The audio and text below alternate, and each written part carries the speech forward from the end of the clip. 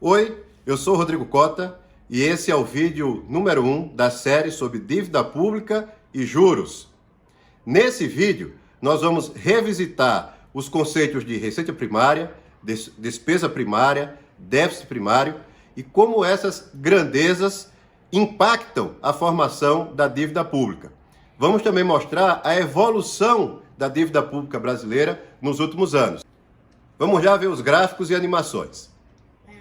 Já mostrei no vídeo anterior aqui do canal o gráfico das receitas, das despesas e do resultado fiscal dos últimos anos do governo federal.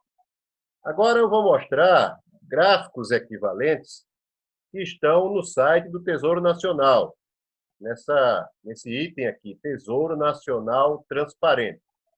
Esse é o primeiro deles, é o gráfico da receita, sempre calculada para os últimos 12 meses, ou seja, para cada ano aqui, o último ano aqui, na verdade, não é o ano cheio, são os últimos 12 meses, comparado com o mesmo período dos anos anteriores, de 2018 até 1998, ou melhor, de 2019 até 1998. Esse mesmo ajuste se faz nos gráficos abaixo de despesa e de dívida, da dívida pública brasileira. Sempre lembrando que esses gráficos já estão ajustados pelo IPCA, ou seja, R$ 1 aqui em 98 tem o mesmo valor que R$ 1 aqui em 2020. Tá? Então, dá para notar aqui nesse primeiro gráfico, que é o gráfico da receita, desde 1998, a receita vinha subindo em termos reais. A partir aqui de 2012, houve uma queda em termos reais e ela começou a andar de lado, e a partir de 2014 a receita começou a cair, vindo a se recuperar a partir de 2016. Esse gráfico corresponde às receitas primárias líquidas do governo central, ou seja, tudo aquilo que o governo arrecada de impostos, taxas, eventualmente, se houver contribuição por melhoria, o que ele arrecada também por ser sócio das empresas estatais. Então, são as receitas que o governo recebe da sociedade para gastar com as políticas públicas e com as atividades do governo, com as atividades do Estado brasileiro. A gente pode fazer uma comparação, a grosso modo, com as rendas de uma família, né? O que a família recebe de salários para pagar as suas despesas. Em seguida, vamos descer aqui, nós temos as despesas primárias. Também nota-se que a partir que ela sempre, desde 98, ela subia, né?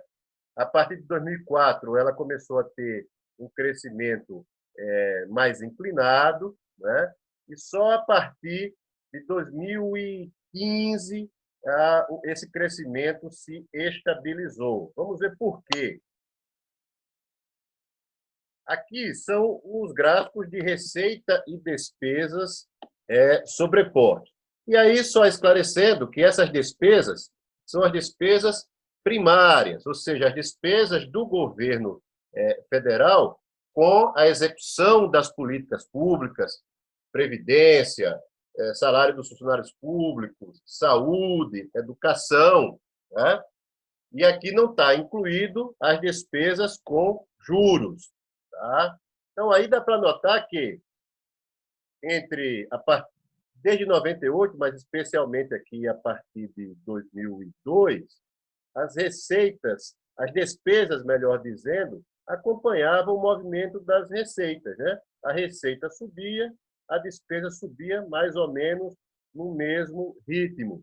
Isso começou a mudar a partir aqui de 2012, tá? Que as receitas começaram a dar de lado ou a crescer num ritmo menor, e as despesas continuaram crescendo em ritmo acelerado, até que, a partir de 2014, finalzinho de 2014, as despesas começaram a ser maior do que as receitas, pois as receitas começaram a cair, né? Então, o que acontece, por exemplo, com uma família quando as suas despesas com saúde, com educação, com aluguel, com roupa, com lazer, são maiores do que as receitas da família, maiores que os seus ingressos de salário ou de outras rendas, tipo aluguel. De repente, a família pode ter imóveis alugados, né? Muito bem. Quando as despesas de uma família começam a ser maiores do que as receitas de uma família, ela vai ter que consumir a sua poupança para pagar as suas despesas. Ou, se ela não tiver poupança, a família vai começar a se endividar. É isso? Muito bem. Então, vamos descer aqui. É o mesmo gráfico, mostrando que aqui até 2014 a gente tinha superávites primários e a partir de 2014 começou a ter déficits primários. O mesmo gráfico aqui, só que sob a ótica meramente do resultado, né? Então, aqui são os superávites nesses anos anteriores a 2015 e aqui os déficits a partir de 2015, sempre em períodos de 12 meses. Né? E o resultado disso na dívida pública federal. Tá?